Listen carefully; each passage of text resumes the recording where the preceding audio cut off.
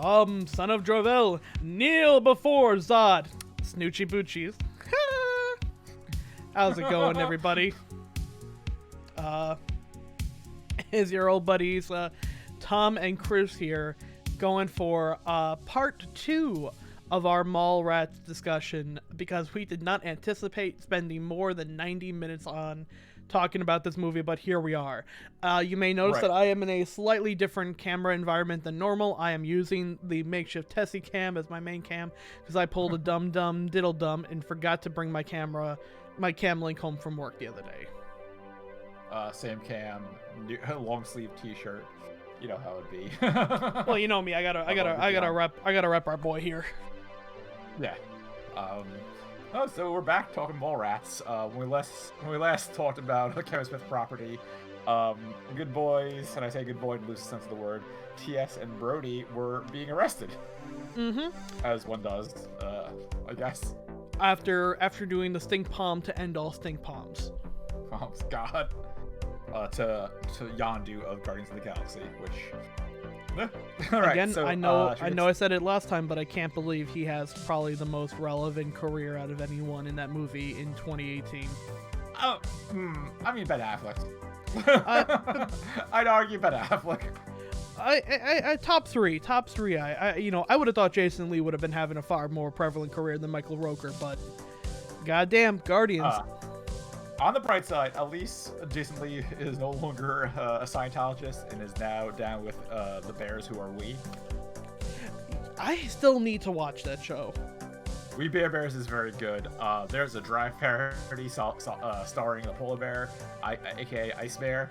It is very, very good. I cannot recommend that show nearly enough. Also, Jason Lee plays a Sasquatch. Damn, I gotta catch up. I gotta catch up and shit. I'm so behind. We Bears is very, very good. I haven't seen it the last couple seasons, but also like they did a crossover with some K-pop band, and that made them like they're huge in Asia as is, but like that brought them to like a whole new level of popularity. Anyway, join us for our new podcast, We Pod Bear, starting this spring. Anyway, We Bears with Bear Pig. Bear. I'll change my name for that one to Bear. Bear Man. Yeah, we literally left off last week as they got arrested after doing the stink palm to end all stink palms, and I don't know if it's my favorite line in the movie, but it's definitely the moment that made me laugh the hardest in the movie, where it just jump cuts to immediately after T.S. and Brody get taken away. It just cuts to Wilhelm looking at the stereoscopic image, which is definitely, like we went over this last week, it is not a sailboat. They couldn't, they didn't know how to commission someone to make one of a sailboat, nor could they find one with the sailboat, but they still wanted to use sailboat as a line because it's really good. It's a funny word, so I get that. So the one that they actually used in the image was just various geometric shapes. No one could tell when they looked at it on VHS, but on that Blu-ray Amazon 1080p Blu-ray copy, yeah, I could definitely see that it's just like a triangle, a sphere, in a box. But it cuts to just Wilhelm looking at it, and then Jay just like snaps immediately into it. I'll tell you what you need is a fatty boom batty blunt. Then you'll be seeing the sailboat, the sun, and a whole bunch of mermaids, big-titted mermaids doing that lesbian shit. Come on, you tubby bitch, listen to me, answer me. And I think that just like that snap from dead silence to a fatty boom batty blunt is probably the funniest. That made me continue Jay's to make me laugh in the movie.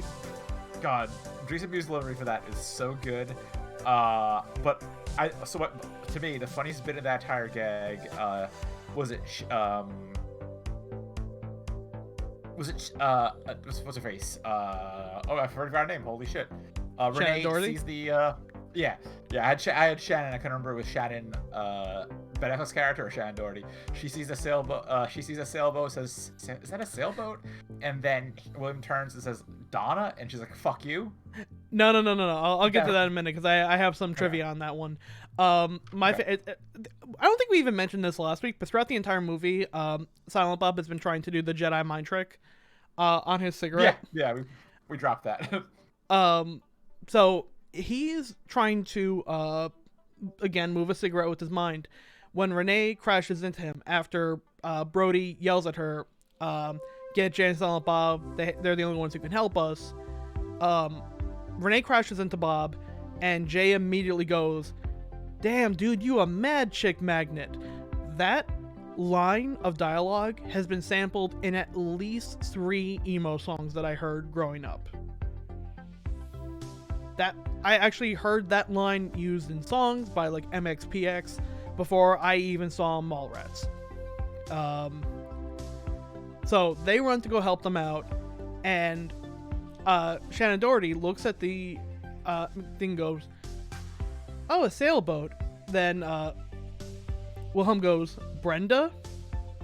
What's Which, Brenda? for those who were not must-see Thursdays or prefer NBC Saturday Night Crap-A-Rama instead of must-see TV, Brenda was the name of Shannon Doherty's character in Party of Five or 90210. I don't fucking know. They're all kinds of the same. It's Brenda Walsh in Beverly Hills 90210. Yes. White kids being rich. They're all. Right. Pretzels is the same. Right. But that was her character's name, and when this movie came out, she was the person with the highest star power of anyone on set, next to Stan Lee. Right. So Stan Lee also had a pretty good career after all this, I guess. Yeah, he ended up having one of the better film careers. Yeah. But so they knew the line was gonna be him going, Ethan Suplee saying Brenda. What Shannon Doherty and Kevin Smith agreed on, they didn't tell Ethan Suplee this, but she was gonna go dick and then like smack him with a bag. He didn't know about the smack part, so his his taken back, like, shocked reaction was actually genuine. He did not know that was going to happen. That's very good. So we cut to TS and Brody, who are being taken out of the mall, and LaForce magically finds some Snoochie snacks up in his stupid hat, drops it on the floor, and is LaForce's stupid hat. That. And it's in his hat. Yeah. I love it. It's like, oh yeah, okay. That's where he keeps contraband, in his dumb hat. So they're obviously gonna frame him, and then Jay smacks LaForce upside the back of the head with a baseball bat and yells out, call Samuel Jorvel, kneel before Zod, Snoochie Boochies, which there was an extra line in the director's extended cut where he just goes asshole at the end of that, and it kind of ruins the clip. I both love and hate it. See, I would have gone with the because like it's okay. So flashback to Teen Chris. So there was a goth girl working at the local comic shop. So the local cop's still there. It's Japan's universe. She's not there. She left like a year later. Do not go there seeing goth girls. Not her. And like when I got into movies and he was blowing up in comics, she's like, yeah, I like Clerks and Chasing Amy, but Mallrats is incoherent, Snoochie Boochie bullshit. I was like, man, you're so wrong. I'm 16 and so right. And here I am 20-something years later. I was like, nah, she actually was kind of right. It is a lot of Boochies and Snoochies and like that, trying to get that over as a catchphrase. Yep. Something that we'll address when we get to Chasing Amy, where they kind of rightfully called it out. It's still a good line though. There are still definitely some good lines in there. Right. But so they run, and perhaps my favorite edited joke in it is they round the corner. Silent Bob manages to outrun all of them. God, yes. Are you know that's the sound effects? Yeah. No, I mean just the scene where he manages to pull an entire fully inflated blow-up doll out of his coat. Okay. And the single finger vibrator. Right. That's his mom's, as referred to earlier when they were talking about Jay and Silent Bob's history of science projects and Silent Bob's love of science. Yeah, but it wasn't playing any CDs. That's true. Also, like, is that the only time that's ever referenced that Silent Bob loves science and then never again dropped the View Askew universe? Not really. It's kind of the only time it's really ever mentioned, which is fine by me. In an homage to the original Tim Burton Batman movie, he gets a grappling hook, fires it up in the air, and I think my favorite thing about that is, for a very brief second, Jay gets behind him and just like looks up at where, you know, the grappling hook was shot, and just does a rock and roll for like literally no longer than a split second.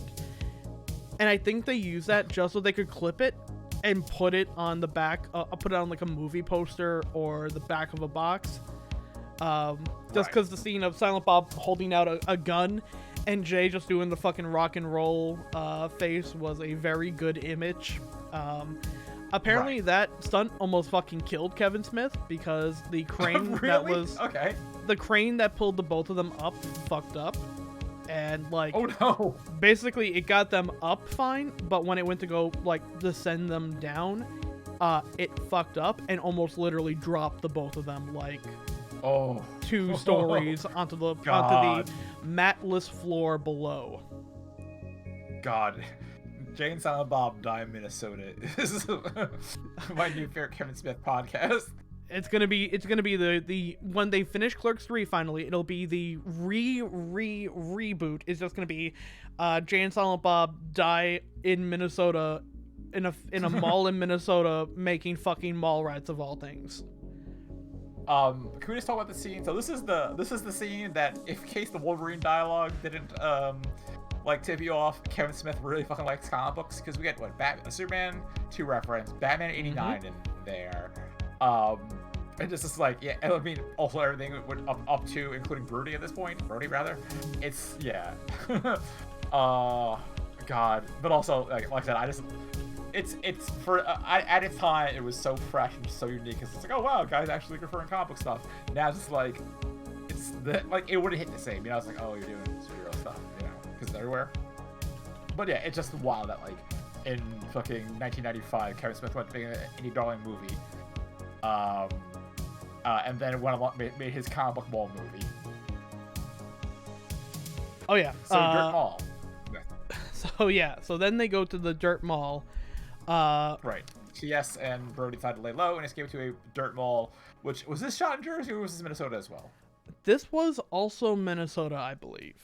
Okay. Okay. But everyone has that one mall, the flea market, the place where you go when there's a huge line, or you know, you need to get something but you're not really all that keen on shopping. Right. We can't go to the Palisades. Let's go to the Galleria. Right. I have 3 things bracketed off with the words all caps reference Rama written.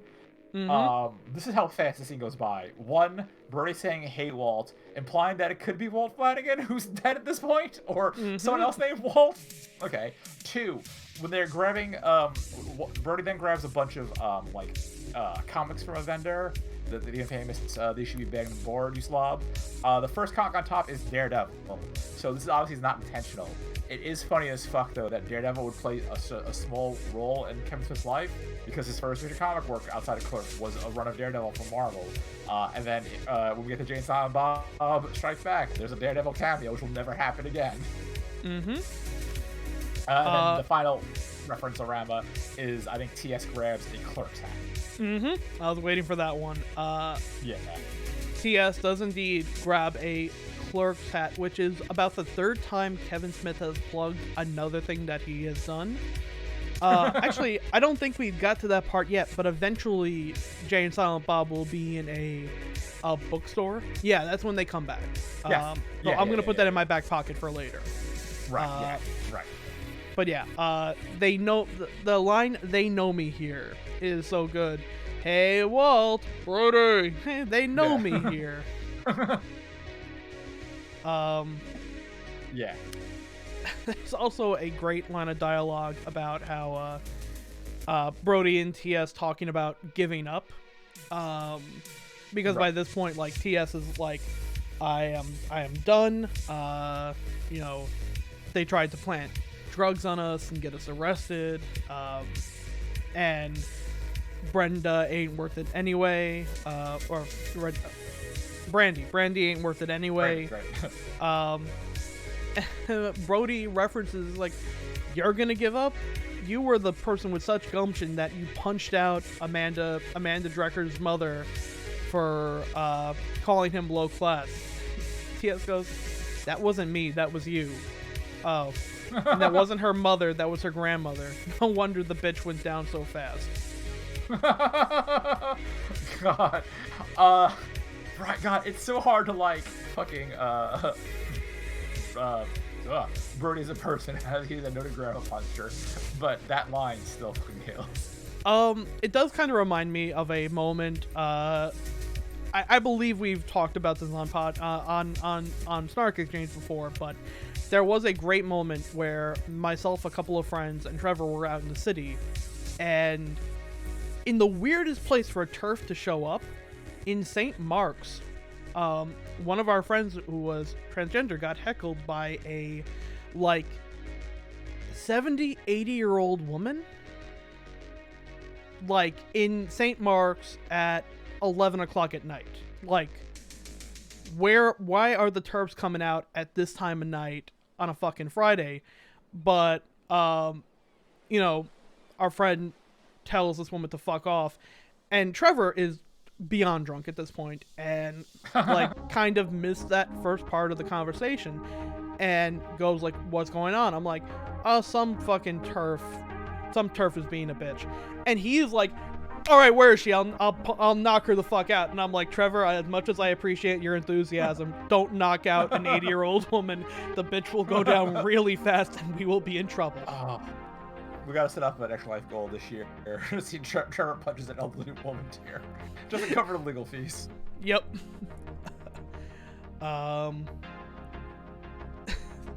So, TS talks about how Brody may have actually made sense when he said to give up earlier on in the film, to which Brody goes, "You're gonna listen to me, to something I said? Don't you know I'm talking out of my ass or shoving my hand in it? Yeah, but every so often a nugget of truth drops out." I think that's the first time in any of these movies, like, that's the most self-referential, self-reflective a character in any of these has ever been. Like, Brody actually knows he's fucking stupid, but Right. So then they go to get advice, and they need answers, they need clarity. And what goes better with the truth than tits? The Topless Psychic, as played by Priscilla Barnes. Holy shit. Yeah, this is where the movie gets weird and horny in ways it's not weird and horny before. Priscilla Barnes, for those who don't know, was in Three's Company. So Yes. It was a little wild for me to see someone who, like, was always on fucking Nick at Night that I watched as a kid. Like, oh, there are them titties. Right. She also but, apparently in the horror movie Devil's Rejects, as directed and created by Rob Zombie. which, by the way, if you like tits, see those movies. There are a lot of tits. There are a lot of tits in those. Movies aside, I heard those movies are actually pretty fun for horror comedy, or whatever it is. The House of a Thousand Corpses is okay, not all that great. Devil's Rejects is a lot better. Does, content warning stuff for sexual assault that I feel like they really didn't need to have, but it's still a pretty good horror film. So I really want to say that I love Rob Zombie as a horror director, but he also did those Halloween remakes, which were such a mixed bag for me. Ooh, I forgot that existed. I'm not sure. Have you seen it yet? Oh, I saw The Haunted Word of El Superbeasto. Yeah. And I don't think I've seen anything else. I think he's a great director when he can just tone it down a little bit, and I don't mean that in terms of like content. I mean in terms of like, don't give him a 2-hour-long movie, give him 45 minutes and he'll make something fucking great. But if you have to have him do a multi-movie, like, he got it kind of right with the Devil's Rejects and that whole thing, but he's definitely like if he ever does like more directing, I think like short films are perfect for him, like made for him. He's great on Especially aesthetic. if they're fake trailers for Grindhouse as the werewolf. Exactly. That's like exactly what jumps into my mind. God, Grindhouse was such a great movie, and I would kill to get another like Grindhouse style double feature. At least half produced. of that. I think Death Proof is the most masturbatory thing Tarantino's ever done. But that's for a different podcast. Talking Tarantino, launching in 2022. Yeah, that'll be for our next Extra Life podcast. Toes and Hose with Quentin Tarantino. Oh no, I already hate this. Already hate this. So, so on to tits. They go in for topless, a topless fortune telling reading, and God. So TS is just having none of it at first, and Brody just keeps making dick references the entire time. Also, Octopussy, the only James Bond reference in this movie. Yes, I forgot almost all about that. I have the reference written down because I'm me. It was around this time that I noticed that TS wears like 3 different kinds of plaid, because when he sits down in there, he takes off his jacket and takes off his overshirt and still has plaid on under that. That was when I noticed that he like legitimately wore 3 different kinds of plaid in one outfit. Do you think that was a fashion choice, or because it was in Minnesota, or yes? Fashion choice. I think that was late 90s. You know, you couldn't have the hockey jersey, so you had that. I find it weird that, you know, he did such a great job with the shirt for Brody, as we mentioned last week, being all of the actors who auditioned for Brody's headshots amalgamated into one weird thing. And then TS just got plaid. Right. So she initially does a whole voodoo act. TS is like, listen, you can fucking drop it. She's like, great. I hate being in character, but I have to be topless to give you advice. And she's got a 3rd nipple. So I have 3 things to point out. 1. So did she? Hey, Brody's. Yeah. Fuck. 1. Brody is like scumbag horny this entire scene up until the nipple reveal. Like everything that comes out of his mouth is super gross. 2, the soundtrack is weird, which I assume is because like she's trying to pass off as a psychic. And 3, on this note I have written. Oh, no, sorry. 3. So it's like $47. Brody pays $50, I assume, gets no change, which is kind of shifty. You should tip at the end. And then 4, all I have is the words, open the 3rd nipple, comma, why did I write this? Yep.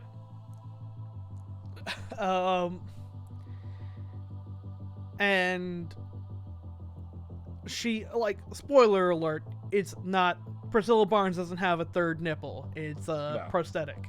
But it's a really convincing prosthetic, to the point where every time I re-see the movie, I literally, like, I play a game with myself where I try and remember which one of the 2 nipples is the fake one, and I always get it wrong. Big same. I was trying to figure that out too, which says a lot about us as people, Tom. Yeah. Yeah. Also, I make another note. So, not only does she keep the change, TS tips her at the again after the reading. Which he initially hated having to pay for because Brody is fucking broke. Right. But there is a great moment where, once she starts actually going into fortune-telling mode, she actually starts making a bit of sense, telling them that they need to combine their efforts to deal with their significant others, and she makes both of the nipples touch, and that made me laugh. That made me laugh harder than I probably should have. Yeah. Again, it's kind of gross for Kevin Smith, but also very funny for... I mean, Clerks fucking a dead guy. Yeah, right. At least Priscilla has her own agenda, whereas sex with a dead guy. Anyway. So it's back to the mall now that our boys. She also takes the nipple off and puts it in her mouth, which always like made me like, what? Right. Is it edible? Like, I couldn't tell if she was trying to re-wet the suction cup or eat it. Right. Like, is it a weird edible nipple? Which is, does it exist? I don't want to Google that because I don't need that in my search history. There's a lot of gummy things involving sex, but I don't think gummy nipples are a thing. I'm gonna incognito deal now. Let's see. Drink edible nipple. Top results: edible nipples, cakes. Also, nothing that I see. Well, thank God. Stuff. Yeah. So I have some questions, Kevin Smith. It was a '90s thing, you know, like Pogs and Soda X and Jolt Cola. So they go back to the mall with TS now fired up and more determined than ever to make this work. And as they're going to the mall, a random guy runs up to him and goes, "Aren't you the guy who broke up with Brandy Spenning?" And he punches him out. And it just a cold cock. For a while confused the hell out of me. Like, why would a person do that? And then it made more sense when I saw the extended cut where the guy runs up to him and goes, "Didn't I see you on CNN?" Because in the extended cut, TS for the entire day has been evading people who thought he tried to shoot the governor. Okay, so this makes way more sense because, like, I thought it was a play on Clerks where, you know, there's someone, you know, meet someone in the parking lot and, you know, the 36 dicks thing. Mm-hmm. This makes more sense as to why TS decked a rando. Yeah. So the next note I have here is, because now Stan the Man himself fucking shows up, and yes, imagine getting Stan Lee in this movie nowadays. Yeah, I mean, well, you can't because he's dead, but I mean, right, but like post Marvel becoming the biggest thing on the planet. I would say like, when do you think in the MCU you would not be able to get Stan Lee to be in this movie? I would say probably either after Avengers or after, I feel like after Guardians would be like. Okay, here's my counterpoint though. What were Stan Lee's last 2 appearances in movies? I believe one of them was Into the Spider-Verse. Incorrect. Okay. It was the first. Actually, hold on. Let me just check these real quick. I think you're wrong though, because one of the one of them was a Spider-Man movie. That would be Spider-Man. Far From Home. Far From Home was his last one. I think I'm thinking Spider-Verse because that was the one that like came out right after he passed. So I remember everyone in the theater being very okay. So you are right. Damn it. Okay. Wait, when did he? Yeah, because one of his final cameos was not in a Marvel movie. It was the animated. Oh, okay, yeah. The animated hit Teen Titans Go to the Movies. Oh my God, I forgot all about that. He plays himself and speaks about his addiction of making cameos. Okay, that is kind of funny. But I think we talked about last week about how weirdly he looks almost older in some spots in this movie than he does in like some of the MCU ones he do decades later. Yeah, also like it's like, so like the Marvel movies, like obviously he's older, so it's more a fragile old man, doesn't know what he's doing. This is a lot more confident open shirt Stan Lee, which I hate. I don't want to see Stan Lee's gross old chest. Sorry, Stan Lee, and I'm sorry that comes across the ages, but that man has a gross chest. Yep. I do kind of like how he's introduced. For some reason, Brody is just looking into a lingerie shop. Just looking at bras. And in there is a couple who, by the way, are played by like many of the actors in this movie. A guy who looks like suspiciously like Nathan Explosion. God, there's one guy I'm very excited to talk about regarding people in the background. We'll get to that later.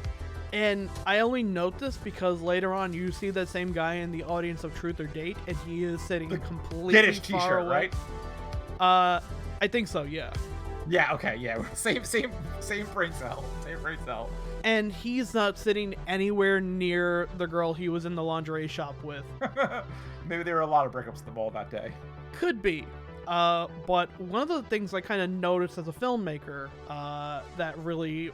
I didn't pick up on this at first, but I definitely picked up on it second or third time viewing. Particularly because I saw Mallrats like fucking 3 times in 24 hours last week.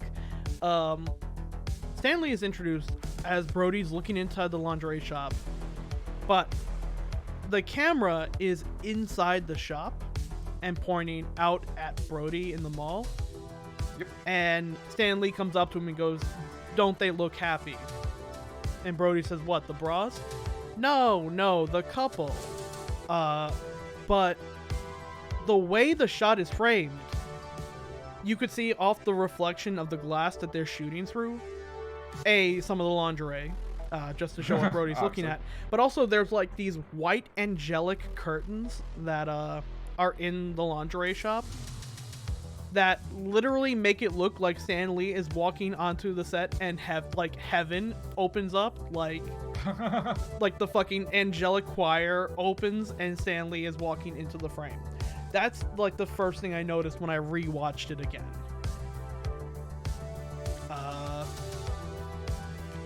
So we talked about this a little bit last time too, but nerd culture definitely not being what it is now. They had to go through the odd scene of listing what Stan Lee did, because the amount of people who would know who Stan Lee is at that time, unless you're already a Kevin Smith fan, are probably significantly lower than they would be in 2010. So they had to have a scene where Jason Lee, where Brody says to him, "You're responsible for all the greats. Let's count them off: Spider-Man, X-Men, Fantastic Four." Right. And it's like, who the fuck would say that to right? Go ahead. The fun thing about that scene, noted comic artist and painter Alex Ross actually started a big fight with Kevin Smith over that scene. Because he's like, you kind of like gave Stan Lee a platform to say that he created all these characters without any help, and you shut out the artist. And Kevin Smith's defense was just like, those artists weren't in my movie. Yeah. Which normally, if it was modern times, I'd take Ross's side, but it was 1995, and like it's he could have said co-created, but also like I'm sure it's one of those things like they weren't thinking about at the time. They were brushed and whatnot. So I'm kind of with Kevin Smith on that one. Also, Alex Ross is just like that annoying fanboy who's just like, my Green Lantern, Hal Jordan, blah. Yeah, exactly. He's that guy in real life. Yeah. So. I mean, also literally in when we get to Chasing Amy at the end of the month, we'll be talking more about the roles of what goes into a comic. So I feel like maybe, just maybe, that discussion of what work goes into a comic may have come up as a result of that. But yeah, if you had asked Stan Lee about Jack Kirby in 1995, you probably wouldn't have gotten a very good response. Actually, hold on real quick. He was dead by then. Okay. Jack Kirby died in February '94, which I remember Marvel making a big deal out of. It was Steve Ditko, Spider-Man's co-creator, who is still alive and being a libertarian. Okay. Steve Ditko also got a much better deal at Marvel than Kirby did. That's a different podcast for a different day about Jack Kirby and what Marvel did do to him. That being said, once Disney finally paid bought out Marvel, they sent his family a large sum of money for his creation. So kind of worked out at the end. Anyway. So then it's time to sabotage the show. Oh no! But first thing we gotta do is ask Stan Lee about superhero dicks. I think it's the other way around. I think it's an interference, then Stanley sex talk. No, because it's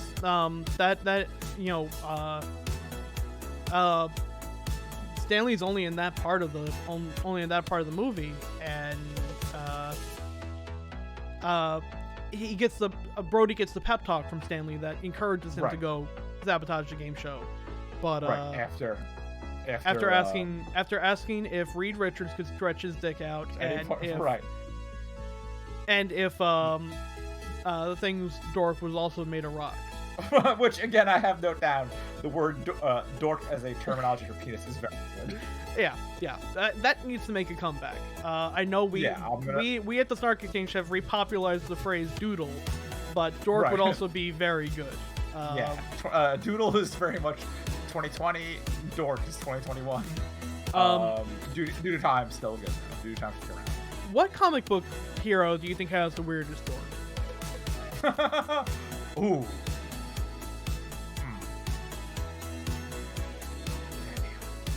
I feel like I didn't tell Chris about this question beforehand, so I'm kind of hitting him with the. I gotta go. I gotta go with a thing. I want to know if cause a lot of this I think it's uniquely weird to him, where a lot of dudes have the same kind of issue like Reed, Plastic Man, or the Elongated Man. Batman's dork, I'm sure, is fine. The Hulk's dork is just big and green, which, comparatively speaking, not so weird. It's gotta be fucking the Hulk. The Thing, rather. I think. If we're talking Fantastic Four, Human Torch. He feels like he's overcompensating for something. I bet he has a small, weird dorcas. I think it's a small and annoying, much like him. But yeah, I guess there's also one. I don't know. Look, if you gave me a pen and paper and said draw the Thing's dork, I could probably get 90% of it. But Human. Does he have one though? Oh, he does. Fuck, he does have one. There's an AUs where he has kids. Is it smooth? Now there's the question. Because you think you think like every part of the thing has to be like rock, but his tongue is normal. I think. True. Does the thing have a tongue? Does Ben Grimm have a tongue? Because else he couldn't talk. Right. Yeah, he has. There's artists with there's art of him with tongues. So that's not out of the realm of possibility. Wow. There's for him one to have... where Venom is fucking throat fucking the thing. It is very gross. Ooh, that wasn't that one. Venom 2.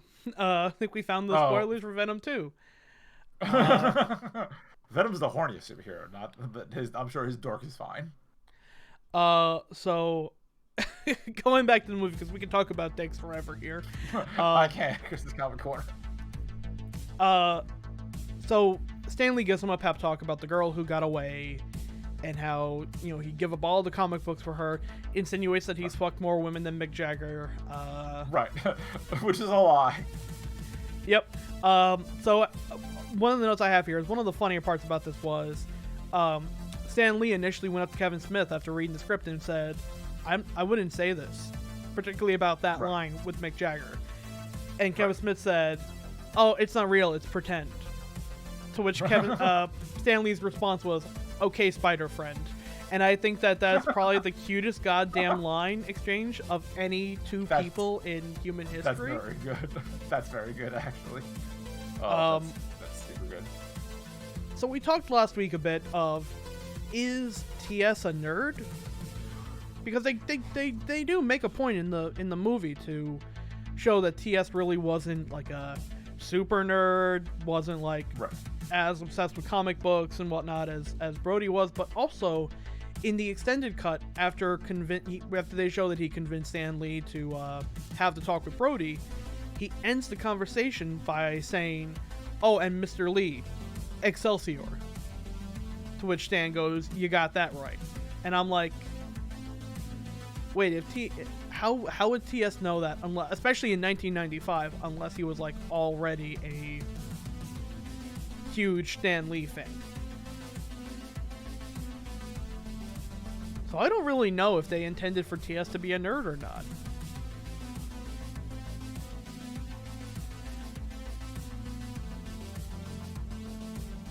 Definitely one of the weirder, Yeah, again, I think he just kind of absorbed the information from Brody. True.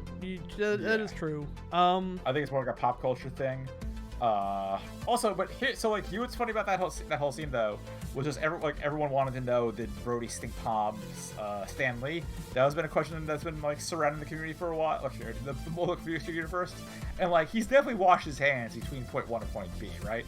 Yeah, I would think so.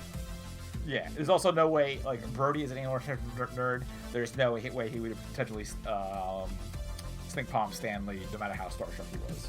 Yeah, he may have shit himself in excitement, Yes. but he didn't. Right. He definitely would not have stink palm Stan Lee. Oh, God, only a monster would have done that. Right.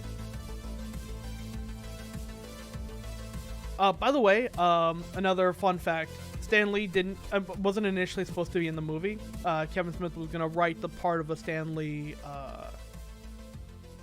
Analog? expo, like a Stan Lee effigy, and then Universal was like, "You know, we can get you Stan Lee, right?" To which Kevin Smith said, "Shit, let's get Stan Lee." That's good. Yeah, I mean, also, like, it's not 1995 Stan Lee. I'm sure it was pretty affordable at the time, you know? Yeah. Going back to things will never happen again. Which, speaking of convincing Stan Lee to do things, I still want to know how TS managed to convince Stan Lee to do that. I'm still kind of like, yeah. Just stop asking questions. Right.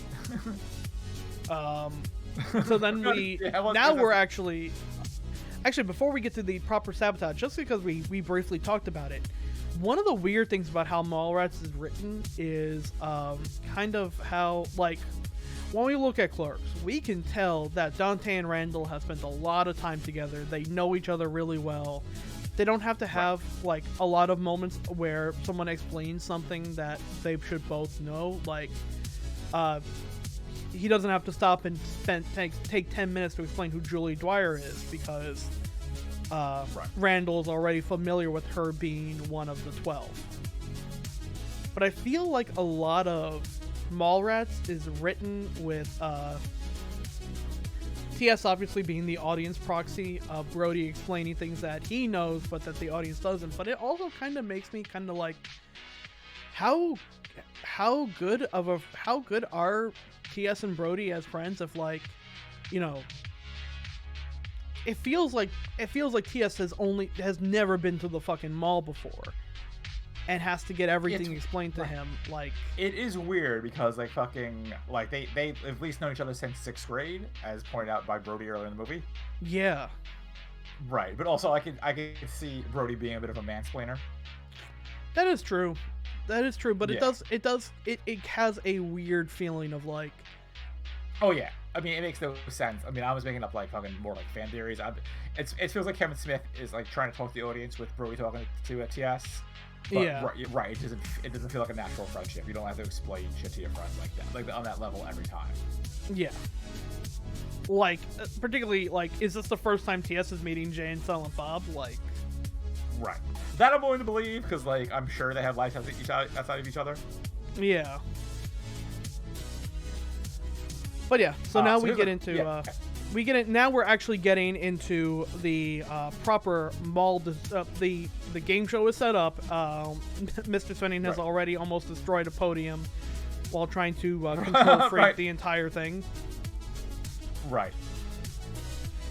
I thought that dude who like the podium nerd was somebody, but no, he's not. Or nah, he's not anyone recognizable. Yeah, he's just an extra. Right. At this point now, do we know Jay and Silent Bob have been hiding out in the bookshop? Yeah, because this is the point where Brody and TS are now like both invigorated, both ready to ready to So, do you want to talk a little bit about that book Kevin Smith our Silent Bob is hiding behind?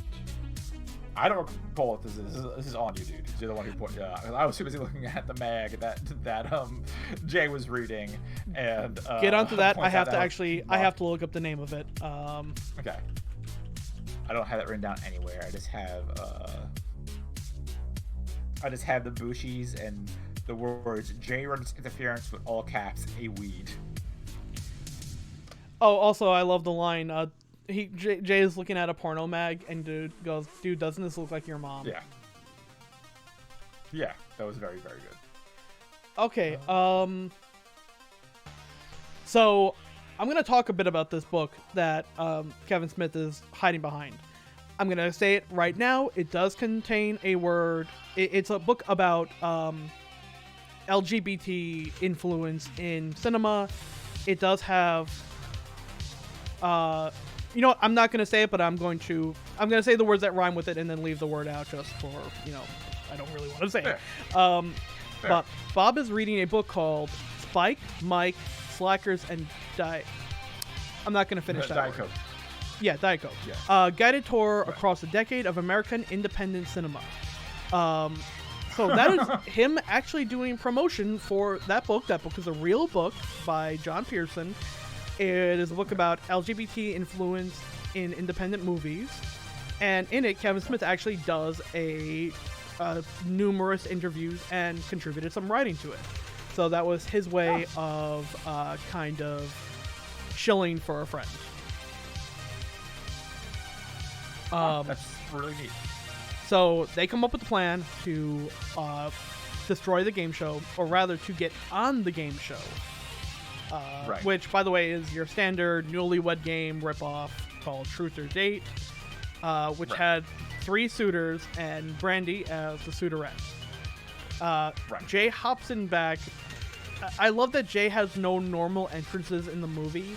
He never, like, slowly walks onto set. He either, like, fucking jumps from the sky and lands like a superhero, dashes in from the side, or pops out from under the floor.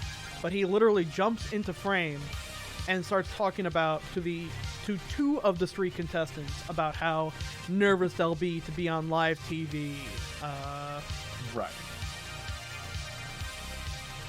The entire while... Oh, yeah, go for it. He says, like, how I'd be shitting myself if I'm not incorrect. Yeah, he does. So he offers them a snoochie snack in the form of a blunt to knock them out. Which, again, it really feels like they're trying to get Snoochie Boochies across as Jay's catchphrase, which it is. It's just wild to see, like, we're Clerks having none of that. Just a bunch of him, you know, just say fucked up and profanities.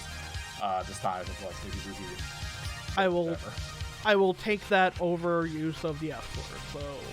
Yeah, I mean, it's a step in the right direction. It's just wild. Yeah. Right beforehand, we see Mr. Sunny, who is not looking all that hot because he has ingested duty, and his body is not dealing with it all that well. And I believe this is when one of the parts where they mention we don't want to have it. No, they mentioned that much earlier in the film. So I know we talked about it very briefly in the last episode, but this entire live game show to impress network executives came out of nowhere for Mr. Svenning because he thought the funding for his syndicated network was going to come from the governor, who in the extended cut got almost shot by TS. So he literally had to come up with this at the last minute to try and get funding. So he has faith in nothing actually going right.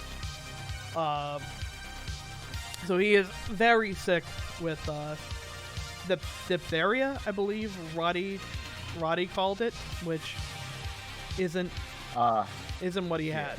Right. But so TS and Brody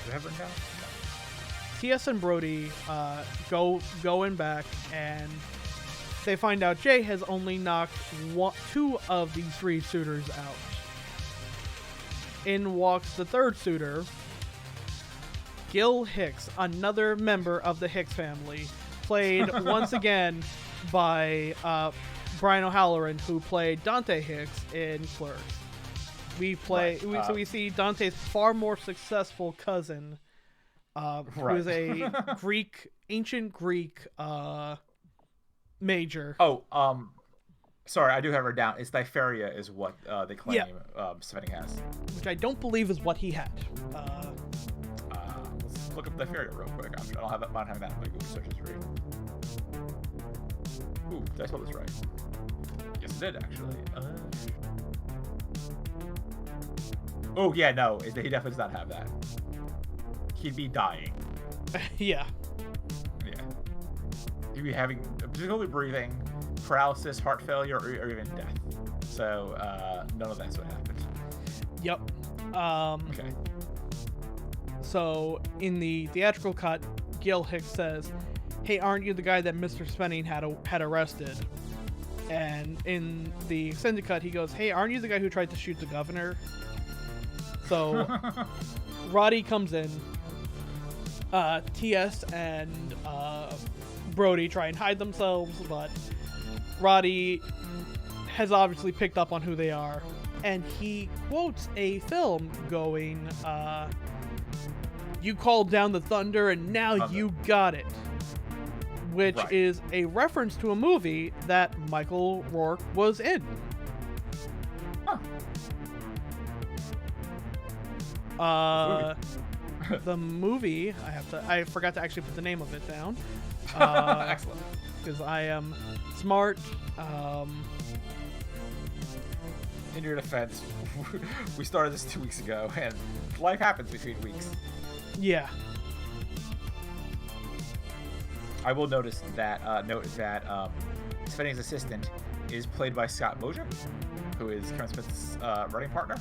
Mm-hmm. Because it has a number of cameos in Mallrats. As Clerks, rather, as a bunch of various customers and/or beings around the Clerks convenience store. So, the movie is Tombstone with Kurt Russell and Michael Roker, who were both on scene for that. Yeah, it does. But yeah, is the line? The whole line is, "All right, Clanton, you called down the thunder. Well, now you got it." You see that it says United States Marshal. Right.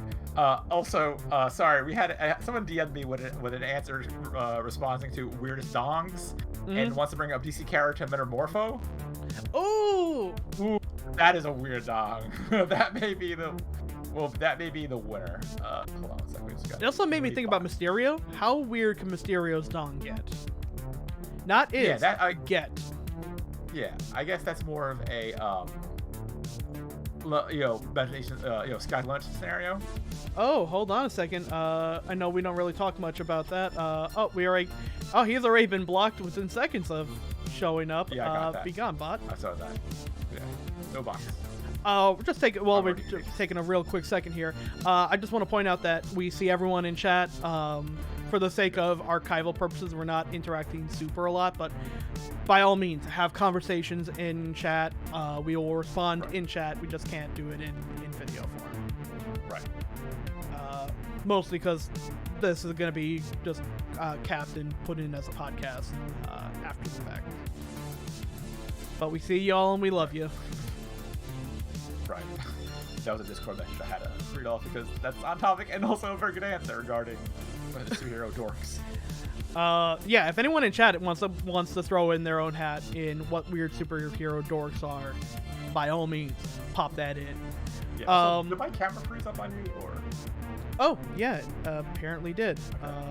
Yeah, because I'm still active in the Discord. Sorry, guys, we're doing tech talk while this happens. Yeah, it's because I swapped to a different window. Okay. There we go. Okay, now cool. I'm back in. Now I have motion. Excellent. We called down the thunder, and now we got it. So, also, Bob has given... Brody has gone to Silent Bob and Trish and asked to get the tape of Shannon Hamilton, noted buttman, and Volkswagen salesman, making whoopee with Trish the Dish. Yikes. So, the entire time that's going on in the background, so the three of them now are on stage participating in this game show. And one of my favorite lines in the film, I forget who, Brody, TS or Brody, took the place of Doug something, like one of the other contestants. Yes. And Jay just fucking screams out, "Do it, Doug!" Yeah, and the enthusiasm for Jay's tone. I can't tell if Jay truly thinks that guy's name is Doug, or he's just buying into it because it's so good. It's so good. So they start answering questions from the Bob Summers, your traditional TV show host, of stuff like, if we were making Whoopi, what kind of sounds would you make? Which is wonderful. Brody going, what's making Whoopi? To which Brandy goes, being intimate. Oh, what, like fucking? And that delivery of what, like fucking is also just so fucking perfect. Right. Brody is a bad dude. Jason Lee is a good actor, though. Yeah. He starts, his answer to that, by the way, is just like random dog noises at first. He's like, ruff, yes. Nah, I shouldn't answer that. That's a little too personal. It's too personal. Right. TS opens with the worst line ever. What kind of car would you be? And he goes, one that you wouldn't dump your boyfriend in. And like, what? God, I hate using this word. What a cuck. What a cuck. Yep. What a cuck. I have written down at this point that TS has maybe said 2 funny things in this entire movie. Right. So, quick clip from the extended cut where Trish arrives with the tape, and LaForce pops in to get Jay, and Trish offers to fuck LaForce to distract him from getting them, which is why at the end of the movie, well, we're going to put that in our back pocket, because that's going to come back up at the end of the movie. So, nearly everything that Gill Hicks says is stupid bullshit of like, oh, well, if I take you on a date, I'd take you shopping to the places you want to go. We take in a romantic... His first answer is literally what Shannon did to Renee on the first day out. Yep. Literally just up until the Volkswagen part. I take you... Which Brody calls him out for immediately. Yep. Brody's just the delivery of Jason Lee to every one of Gill's lines is also hilarious, because it's always something like, what the fuck are you talking about? Right. God. So looking at these notes I have, the next one are very good. One is, who is TS? TS is hetero nonsense. Yep. And, I was like, is this a homophobic joke? No, wait. A twist. Brody's trick is my other note. You should probably clarify what I'm talking about. Yeah, well, Brody's trick is a reference to the popular Twitter account Joker's Trick, which Chris quoted like fucking nonstop when that was popular. It's a very good it's a good Twitter account. I love it. I also want to point out another line that I love, where Brody says to Gill Hicks, you look like the kind of guy who would beg for sex, and I should know. I can smell our own. God. Which, if I had to pick any line from Mallrats, I probably quote the most often. It's that. Right. We smell our it's own. So good. Right. It's. So this movie has not aged as well, but that line, fucking 10 out of 10, perfect. S rank. So Gill Hicks is asked a question about what his kiss is like, and he gives an answer that would have sounded great if it came from Seal. But since Brian O'Halloran isn't Seal, something like, my kiss would be a passionate, rose-driven love into your... No, Brody makes a line about, oh, I saw you kissing some guy back there. It didn't look anything like that. I think he mentions that his kiss was like a jackhammer, which... I'm going to give y'all a little sex tip from your buddy BPM here. Try not to ever use the word jackhammer. Right. While discussing... Moorish intentions. Right. It won't go as well as you think it will. Unless there's a weird jackhammer fetish involved, that's between you and your partner or partners. But then I'm glad that this movie has a dunk on Rest in Piss Bugs, Rush Limbaugh, as when he acts disgusted about insinuating that he may be gay. Brody says, well, I'm not like Rush Limbaugh over here who hates gay people. I don't hate gay people, so you love them. No! Yeah. Not like Rush Limbaugh. What, you got something against fat people too? God, what a piece of shit Rush Limbaugh is. Rotten hell. I'm glad that joke has aged. Incredibly well, and this was true until Limbaugh passed, which again, rip in hell. Also, the tape has arrived. Yes. They have passed it to Silent Bob, who is trying to get it in, but he has to use the Jedi mind trick to try to get it. So we'll come back to that in a minute. I don't know how the fuck TS acting covert is like a he's as fucking as subtle as a T-Rex. So when Brandy very clearly guesses that he's TS, he acts like stunned, like, damn it, I fucked up. Like, dude, how did you think you were being subtle at all there?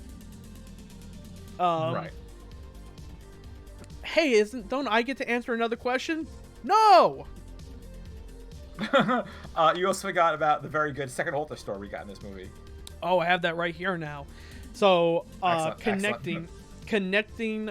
At first, this was the only connection between the two movies, because the line about Julie Dwyer wasn't in the extended cut, but he talks about how his cousin Walter was on a plane, the hydraulics started failing, the plane was about to crash, so his cousin Walter whipped it out, managed to get hard in a state of nearly about to die. Everyone in the audience, everyone on the plane whipped their doodles out, their dorks out, and started just going to town on everything. The hydraulics kicked back in, the plane righted itself, they all put their pieces away, and no one talked about it to this day except for cousin Walter, who definitely told Brody, hence why Brody knows about this. Now, the important question is, did he come? And that just isn't the kind of thing you ask a person, Gill. God, again, Jason Lee's delivery this entire time.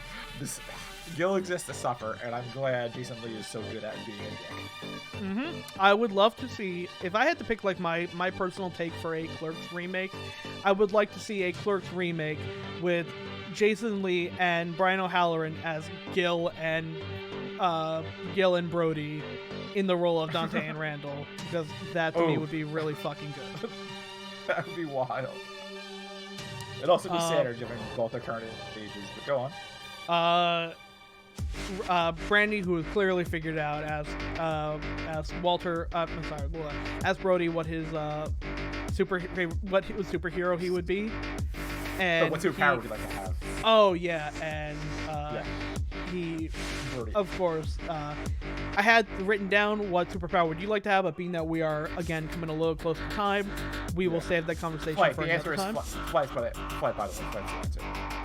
Snap a Nazi's neck without needing to, with just my eyes. That's a pretty good one.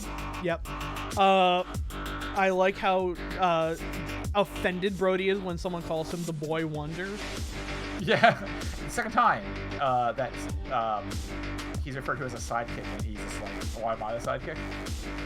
Boy Wonder, I'm all man, baby. So now we enter the, we've had some, they're not good people, but we haven't had a lot of problematic instances except for the entire existence of Trish. But here we get fucking rapid fire problematic shit with the use of the R slur in two times in succession, where Brody gives the entire you both love each other. I've known you for a pretty long time, which it feels like he just met Brandy today. Like, again, your friendship doesn't feel real at all, and goes, you're both for each other, which didn't need that. And then later when he tries to win back Renee just kind of like looks at him and goes, what can I say? I love the... It's a callback to a scene in the extended cut where she called him that at least 4 times in a very negative context, which, neither one of those aged particularly well. Speaking of things that don't age well, Stan Lee sees the sailboat, and Wilhelm finally just fucking loses it, and Ethan Suplee's scream is probably one of the funniest things in this movie. It's just goes, ah! Goes to smash part of the stage. The tape flies into Silent Bob's hand. Right. So I know we're trying to speed this up. So TS proposes, Brandon says yes. Some reason the cops show up now. I don't get why the cops are here. That's a scene in the extended cut where once he saw that they were on stage, Mr. Svenning went to Roddy and went, get LaForce, get every fucking cop in the Jersey area down here right fucking now. Right, because there is no explanation in the direct cut saying why the cops. Yeah, there's also a weird scene where, like, he calls out Shannon, he calls out Renee goes back to him, Shannon, like, gets up and starts walking towards him, and Brody goes, just call a drink of water here to rearrange my face as a pillar in the shopping community. But then he keeps walking, and Brody goes, oh shit. And I never got why, because he was doing the same thing that he was doing before, but in the extended cut, that's when, like, almost every cop in the cops fill them all. And that scene was for some reason cut. Right. So at this point, Silent Bob gets the tape, pops it in, and we are treated, quote unquote, to a scene of Ben Affleck fucking a 15-year-old while asking her which new kid on the block. Yeah, who's your favorite new kid? Call me Donnie. Yeah, Donnie. God, that scene.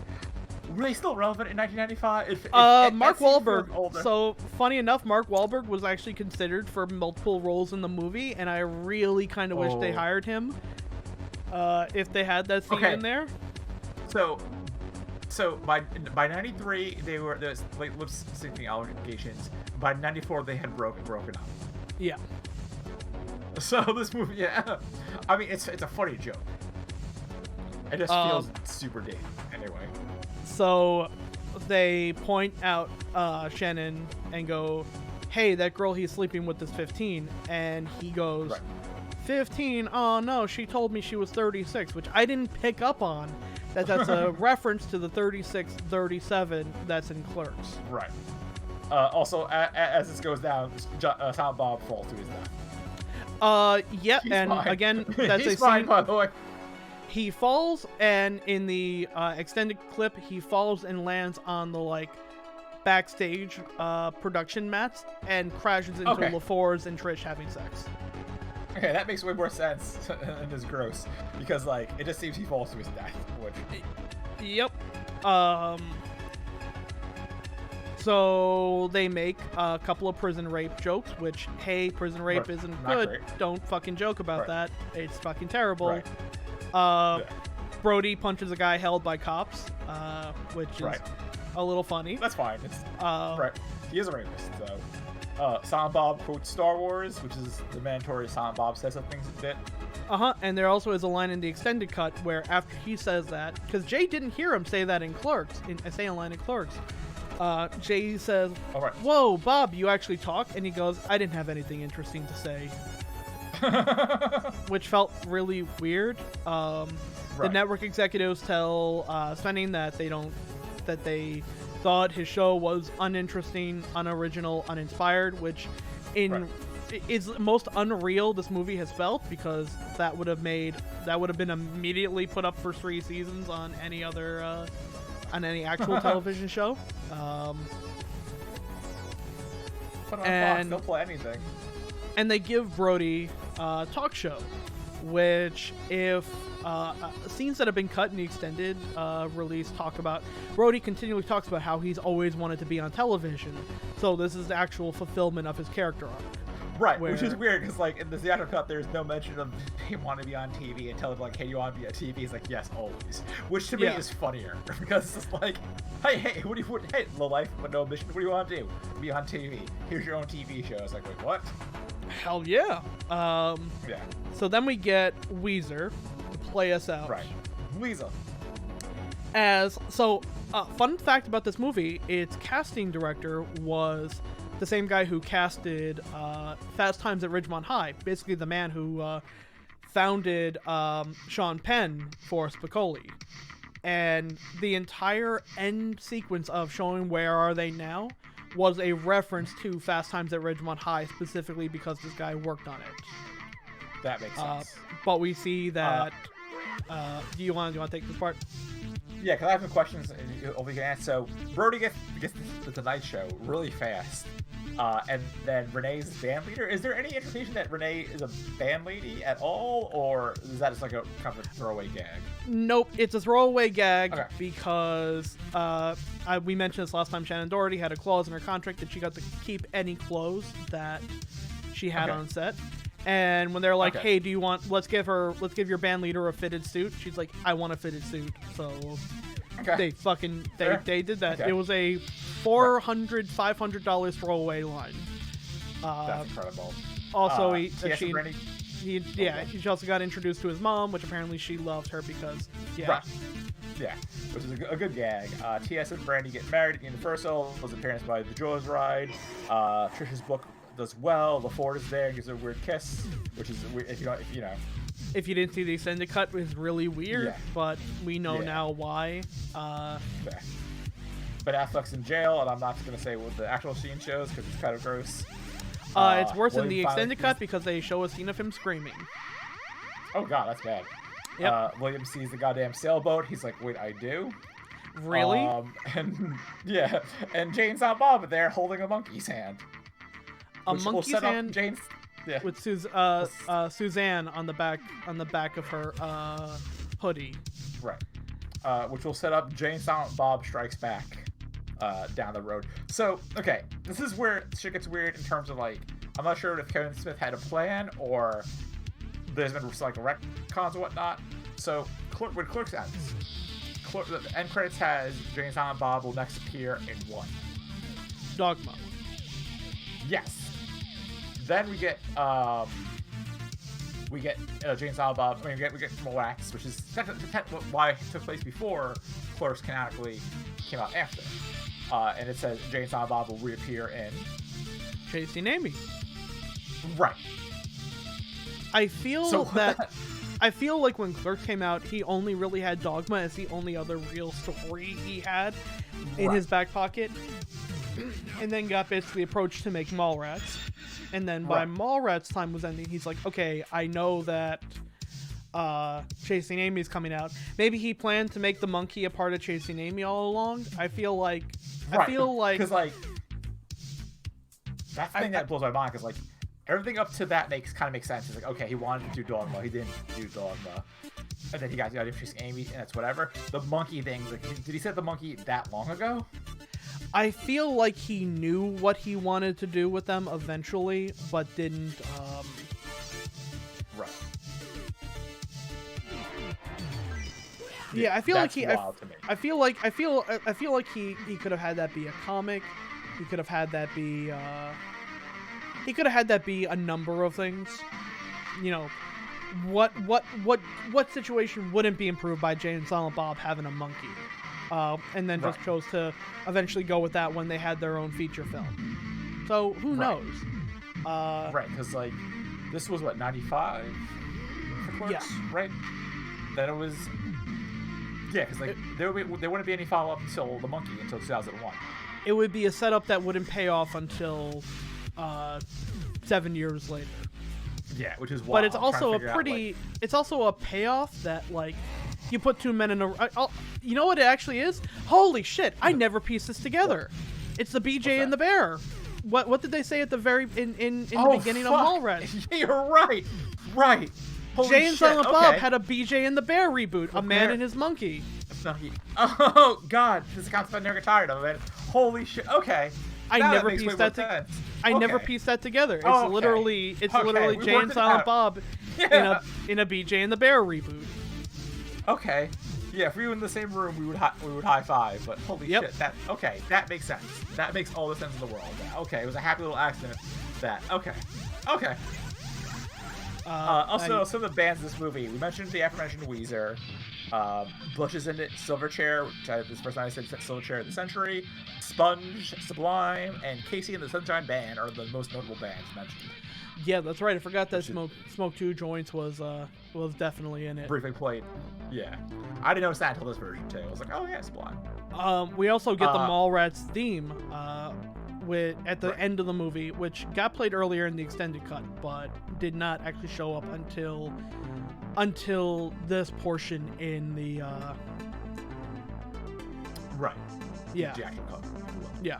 So that cool little touch. Yeah. So I guess we'll talk about our feelings and then mention that there is reportedly Twilight the sequel. The Twilight of the Mallrats is a sequel that Kevin Smith has been threatening us with for the last couple of years. Yep. I really don't want that to happen. I'll be honest. I don't think it needs it. I think the movie is fine as it is.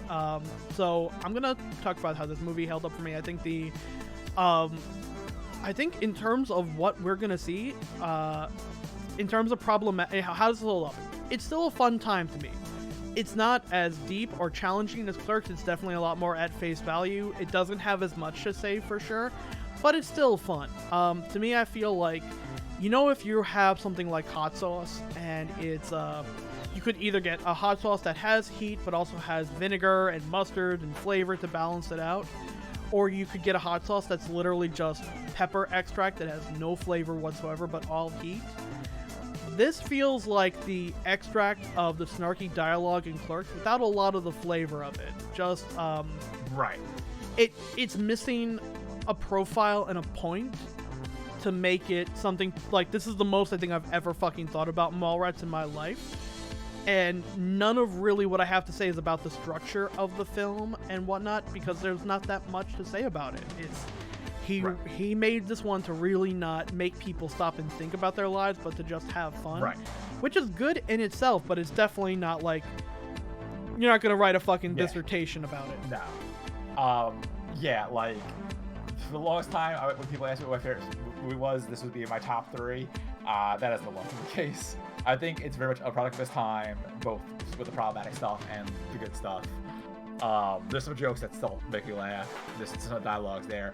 But it definitely feels like it shows like this is Kevin Smith's first attempt at making a big Hollywood movie, and that he's a weird fit for Hollywood, which is something that's going to come up again throughout his career. Mm-hmm. It's a safe film. I think like if I had to introduce someone to the Viewist universe, Mallrats is a pretty, unless I know someone pretty well to recommend Clerks to them. Yeah. Mallrats is definitely a lot safer. Mallrats is the kind of movie I would play in the background of a party, while Clerks is one I would like make a viewing night out of, if that makes sense. Okay. So this means we have now conquered 2 Kevin Smith movies. I'd say our rank at this point now would be Kevin Smith. Clerks is still the best, followed by Mallrats because we only have 2. Mm-hmm. Okay. Excellent. So that movie was definitely a trip to revisit. I don't view it as high as I did back in the day. It was a fun revisit. I don't think I'd watch it again anytime soon. Minus someone like Jay's dialogue has been funny, and then the fucking if I get a super cut of the goddamn sailboat. It's also a very interesting feel for it is how, because famously, Kevin Smith directed it. Kevin Smith did not edit the normal version. He edited the extended cut. Okay. And I feel like I liked the theatrical cut of it a lot more, even if the extended cut does explain a little bit more. I also feel like it dragged on, and it was his movie, but it was his movie for a different audience, and I feel like because this film was so ultimately different from almost every other film in his notable repertoire, I felt like him editing it was a bonus for Mallrats instead of the detriment. Right. I feel like if he didn't edit Chasing Amy or Clerks, it would have been a very different, much worse movie. But I feel like with Mallrats, having another person edited actually aided it. Also, it's a little confusing for what you told me, but the stuff that was cut out from the original cut doesn't really build upon anything. It sounds just very much just like it helps to make it more interesting, it makes more sense. But I don't feel like I actually missed that. Okay, the lost continuity actually kind of worked in a weird way. Yes. Yeah. Also, I also know we're running a little long here, but there is something that I definitely do want to bring up, and that's how the reception of Mallrats was compared to Clerks. Oh, yeah. Mallrats did fucking terrible. Clerks did great. Clerks did gangbusters, got taken to Cannes Film Festival, Sundance, and fucking ripped house. People loved it, gave high reviews for it. People fucking hated Mallrats. People thought that this was like, sophomore, you raced to the sophomore slump. We take back a lot. Like Roger Ebert was like, I'm sorry I gave Clerks praise. Right. It also came out at a time when like this film went up against so many fucking summer blockbusters that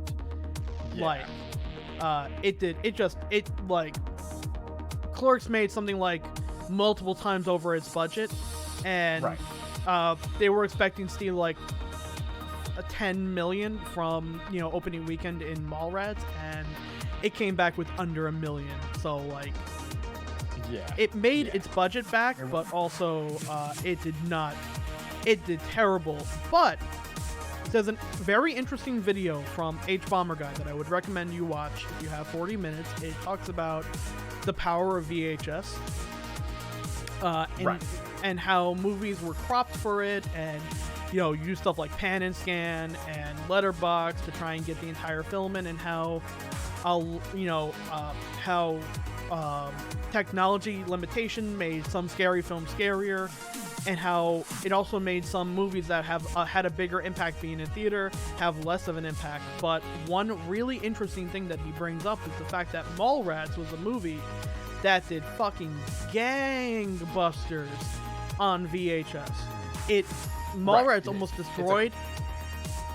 destroyed Kevin Smith's career in theaters, and revitalized his career in VHS. Right, I remember it definitely being a cult classic. A lot of people, again, the comic nerds are just like, oh shit, this movie's in theaters for like 2 weeks maybe, and then when it came out on VHS, everyone was like, oh, you got it, you could buy that. Comic shops were carrying that movie just because like Kevin Smith was now seen as one of the heroes. So like you obviously, unless you're fucking brave as shit about it, this is the kind of movie that's best enjoyed with a beer, a bowl, and a bag of popcorn. You can get the popcorn into a theater, but you can't smoke up in the theater itself.